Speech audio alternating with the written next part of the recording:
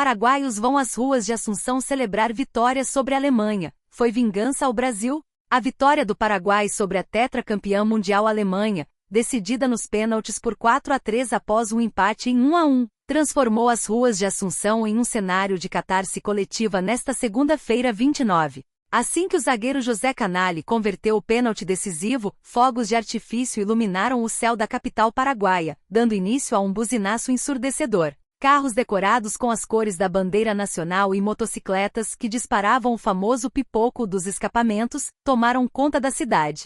Mesmo os policiais destacados para organizar o cruzamento com a Rua Chile pareciam relevar a euforia, ignoravam os torcedores que, empoleirados nas caçambas das caminhonetes ou pendurados nas janelas, tocavam vuvuzelas e saudavam quem comemorava nas calçadas. Ganhamos a Copa pela primeira vez, depois de tantos anos de espera, celebrou Ronald Cabreira, de 41 anos, envolto na bandeira paraguaia no centro de Assunção. Para ele, o triunfo teve um gosto especial, foi a vingança ao Brasil, disparou, referindo-se à histórica derrota brasileira por 7-1 para os alemães em 2014.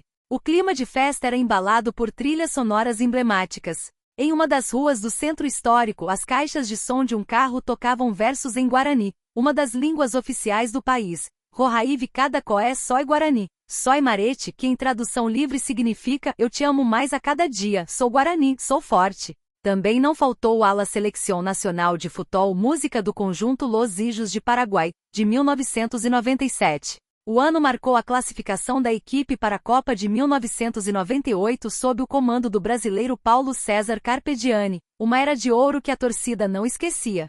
A longa espera desde a última participação em Copas, em 2010, ajuda a explicar a dimensão da celebração. A euforia foi tamanha que o presidente Santiago Penha decretou feriado nacional para esta terça-feira, 30. Ainda incrédulo com o resultado da partida disputada em Boston pela fase dos 32, o torcedor Roberto Cerro, de 36 anos, já fazia planos para o futuro. A Alemanha é uma potência do futebol. Se ganharmos da França, chegamos na final, projetou de olho no duelo de sábado, 4.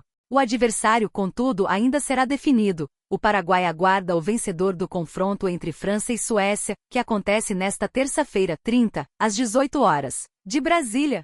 É impossível não sentir a energia que emana dessa notícia, mesmo aqui do nosso estúdio, a quilômetros de distância de Assunção. Quando a gente vê uma nação inteira parar, decretar feriado e tomar as ruas com essa intensidade, a gente percebe que o futebol, para além dos 90 minutos, é um fio condutor da identidade de um povo. E essa vitória do Paraguai sobre a Alemanha não é apenas um resultado esportivo, é um marco histórico que fecha um ciclo de frustrações e abre uma ferida cicatrizada. Ou melhor, uma ferida que eles resolveram vingar. Quando o torcedor paraguaio fala em vingança contra o Brasil, ele está, na verdade, fazendo uma leitura muito particular da nossa própria dor de 2014. O trauma do 7-1 não foi apenas brasileiro, ele reverberou por toda a América Latina, criando uma espécie de trauma coletivo contra a eficiência mecânica dos alemães. Para entender a profundidade desse momento, a gente precisa olhar para o homem que indiretamente moldou o DNA dessa seleção atual, Paulo César Carpegiani. Quando a notícia menciona a Era de Ouro de 1998, é impossível não voltar no tempo. Carpegiani, que é gaúcho de Erechim, não foi apenas um treinador de passagem pelo Paraguai, ele foi o arquiteto de uma mudança de mentalidade. Com passagens brilhantes pelo Internacional, onde se consagrou como um dos maiores ídolos da história do clube, e também comandando a seleção brasileira em momentos de transição. Carpegiani chegou ao Paraguai com a escola gaúcha de garra, organização tática e, acima de tudo, a convicção de que nenhuma camisa pesa mais do que a força de um coletivo bem treinado. Em 1998, ele levou os paraguaios às oitavas de final, jogando de igual para igual contra a França, que viria a ser a campeã. Aquele time tinha figuras lendárias como o goleiro José Luiz Chilavert, um personagem à parte na história do futebol.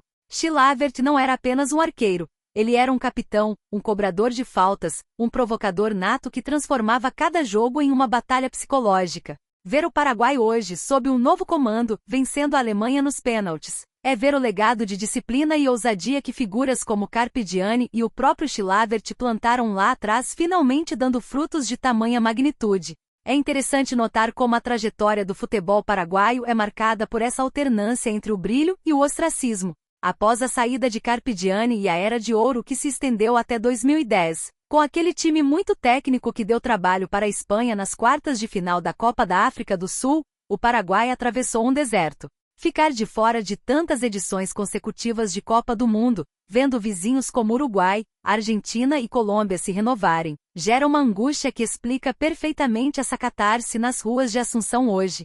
O torcedor não estava celebrando apenas uma vitória contra a Alemanha, ele estava celebrando a própria existência do futebol paraguaio no mapa mundial. Agora vamos falar desse componente emocional que o torcedor mencionou, a vingança contra o Brasil. Isso diz muito sobre como o futebol sul-americano enxerga o nosso 7-1.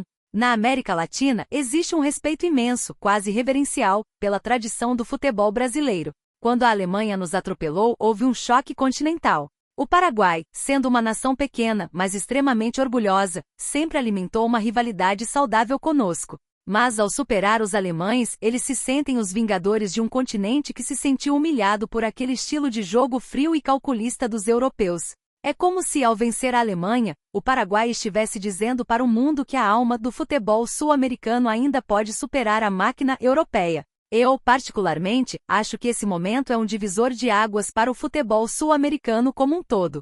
A gente vive uma era onde o dinheiro e o marketing parecem ditar quem ganha antes mesmo da bola rolar. Clubes europeus com orçamentos de nações inteiras dominam o cenário global, e seleções sul-americanas, muitas vezes desorganizadas administrativamente, tentam sobreviver com o talento bruto. Ver o Paraguai, com sua cultura guarani pulsante, suas músicas de estádio e sua torcida apaixonada, derrubar uma tetracampeã mundial, é um sopro de esperança para quem ainda acredita na mística do esporte. É a prova de que quando você coloca 11 jogadores com um propósito comum e uma nação inteira por trás, a lógica dos números perde a validade. Sobre a figura do presidente Santiago Peña decretar feriado, isso reflete o quanto o futebol é o principal soft power desses países. Em nações com questões políticas complexas e desafios econômicos constantes, o esporte vira a única válvula de escape onde todos, independentemente da classe social ou da ideologia, estão do mesmo lado da arquibancada. É um fenômeno que a gente entende muito bem aqui no Brasil. O futebol é a nossa maior marca de exportação, o nosso principal cartão de visitas. Ver o Paraguai vivendo isso agora com essa intensidade, me faz lembrar das nossas melhores épocas. A diferença é que, para eles, esse momento tem um sabor de primeira vez. A Alemanha, para eles, sempre foi um fantasma. E derrubar esse fantasma da maneira como foi, nos pênaltis, com a frieza de um zagueiro que assume a responsabilidade, é algo que vai ser contado nas próximas gerações paraguaias. O futuro agora é uma incógnita. O próximo jogo contra a França ou a Suécia vai ser um teste de realidade. A euforia é linda, é poética, mas o futebol é cruel e não permite que você viva do passado por muito tempo. Se eles perderem na próxima fase, a história lembrará dessa vitória contra a Alemanha como ponto alto de um ciclo. Se eles avançarem, o Paraguai entra de vez no patamar das grandes potências desta Copa. Na minha visão, o que mais me impressiona nessa história não é o placar em si, mas a capacidade humana de transformar uma frustração externa, como foi o nosso 7-1, em combustível para uma conquista própria. Isso mostra que o futebol é uma teia, uma rede de conexões emocionais que ultrapassa fronteiras. O que a gente viu em Assunção não foi apenas uma comemoração esportiva, foi a afirmação de uma identidade nacional. Quando eles cantam versos em Guarani, quando eles lembram das músicas de 1997, eles estão reafirmando quem são. No mundo globalizado de hoje, onde tudo parece padronizado, ver uma seleção que ainda mantém as suas raízes, que ainda joga com aquele espírito guerreiro que Carpe Diem tanto prezava, é reconfortante. Fico aqui na expectativa para ver como eles vão lidar com a pressão agora. Porque vencer a Alemanha é uma coisa, manter o nível contra a França ou a Suécia é outra bem diferente. Mas para o torcedor que está nas ruas, pendurado em caminhonetes e tocando vuvuzelas, o resultado de sábado já não importa tanto quanto a glória que eles sentiram nesta segunda-feira. Eles já ganharam, porque provaram para si mesmos que a história não é estática e que às vezes o azarão pode, sim, escrever um capítulo novo e inesquecível. É emocionante ver o futebol sendo, mais uma vez, o palco onde o improvável acontece. E sinceramente, que bom que é assim. O esporte precisa desses momentos de catarse para continuar fazendo sentido na vida das pessoas. Se não fosse por essa paixão irracional, por esse choro, por esse grito de vingança e por essa celebração que para um país inteiro, a gente estaria apenas assistindo a 22 homens correndo atrás de uma bola. Mas hoje em Assunção, a bola é o centro do universo. E que o Paraguai aproveite cada segundo desse feriado, porque eles fizeram por merecer um lugar na história.